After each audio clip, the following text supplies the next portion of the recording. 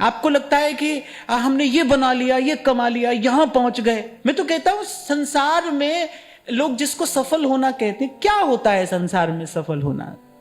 आज देखो, आज के मैं युवा वर्ग की ओर देखता हूं तो everybody is just running behind happiness success, happiness success. क्या क्या होती है सक्सेस? संसार में सफलता क्या है?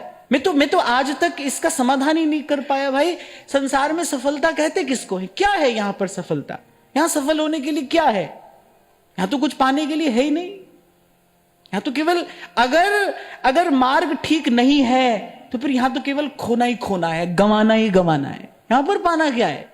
इसी को कहते हैं जड़ चेतन ही ग्रंथि परी गई, यद्यपि मृषा।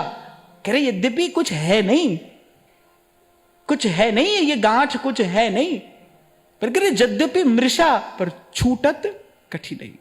लेकिन छूट नहीं रहा है जीव, इससे बंधा है।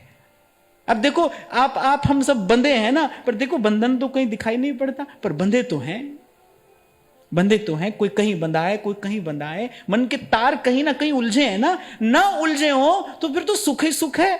जिसके नहीं उलझे वो तो दोनों हाथ उठाकर गा रहा है, कबीरा मन निर्मल भया जैसे गंगा नीर, पीछे पीछे हरि फिरे कहें कबीर कबीर। मन निर्मल भया, मन का बंधन कहीं है नहीं, किसी से नहीं, सब बंधन सुलझ गए। ये बंधन है, ये जड़ता है। ये जो आप और मैं नित्य अभ्यास कर रहे हैं ना, हम क्या कर रहे हैं? हम नित्य अभ्यास कर रहे हैं। ये मेरा कहना, आपका सुनना, ये जो कथन श्रवण है, ये नित्य अभ्यास है।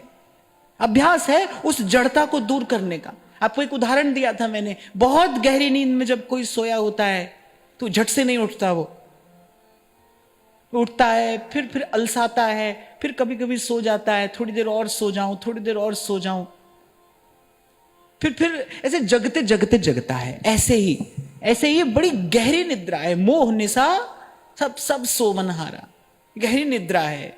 गुरु का शब्द जब कान में पड़ता है तब जीव जागता है।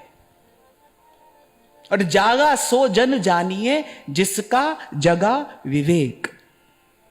कल विराम के क्षणों में मैंने निवेदन किया था, दो ही रास्ते हैं इस जीवन को जीने के। ये जीवन यात्रा दो मार्गों पर चलकर पूर्ण की जाती है। एक मार्ग है सावधानी का मार्ग और दूसरा मार्ग है पश्चाताप का मार्ग।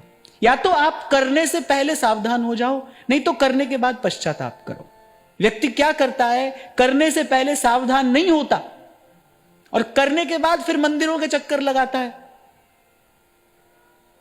करने के बाद जो नहीं करना चाहिए था वो कर लेने के बाद फिर मंदिरों के चक्कर लगाता है, फिर मन्नत मनोरथ करता है, फिर कहीं जाकर धागा बांधता है, कहीं जाकर खोलता है। पर भाई किसी भूल में मत रहना, किसी भी भूल में मत रहना। ऐसी मनोकामना कहीं पूर्ण नहीं होती। जो जस करहि सो तस फल चाखा। ये इस सृष्टि का अविचल नियम है। कर्म प्रधान विश्व करी राखा। तो मुझे तो लगता है भाई बुद्धिवानी तो यही है कि करने से पहले सावधान हो जाया जाए। और करने से पहले की जो सावधानी है वो विवेक देगा, और विवेक बिना साधु संग के मिलेगा नहीं। ये जो दशम प्रकरण जिसकी हम चर्चा कर रहे हैं ना, ये बार बार सेवक जी ने कहा, राधा वल्लभ भजत भजी भली भली सब होए, भजत भजी भली भली सब होए। क्यों कहा भाई? ताकि हमारा विवेक जगा रहे, क्योंकि सावधानी हटी और दुर्घटना घटी।